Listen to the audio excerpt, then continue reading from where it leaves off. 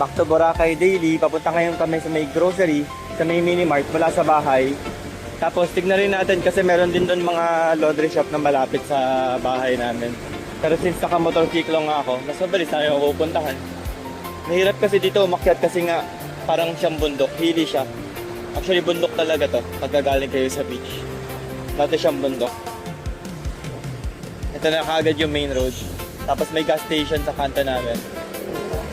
So tapat ng gas station, bukod sa dinaanan natin laundry shop, may laundry din doon, no? Lahat na yun, wash dry fold na. May Kabayan Hotel Resort din. Kawayan pala. Tapos meron din JT Manukan. Ito hindi ko maintindihan, bakit palaging pasay yung parkingan dito, imbis na patusok? Kasi gusto nila makaalis agad sila, kaya lang nakakaharang sila, tsaka mas konti yung motor na ipapark.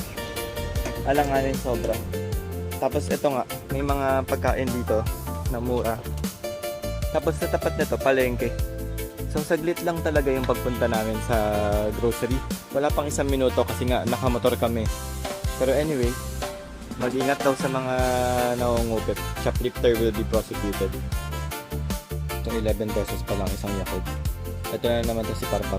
Gusto na naman magluto. Ewan ko kung ano lulutuin this time. Carbonara, natuwa ka? Sarap yun ah. Carbonara tapos may ham or bacon. Avocado shake din. Galing talaga. Carbonara na may avocado.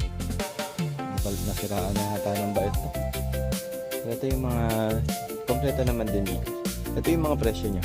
Kunyari, ito, coffee and medium 86 pesos. Tapos, Nescafe Gold 8 is 84.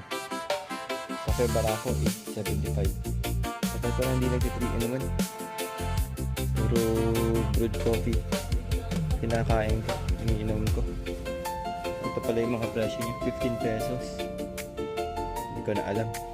Anyway, isang buong rim, ano siya, rim.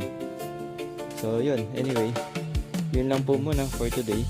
May mga chichirya din dito. Kaya lang, walang mga presyo. Reasonably price yung mga pagkain dito. Sa may Boracay Mini Mart.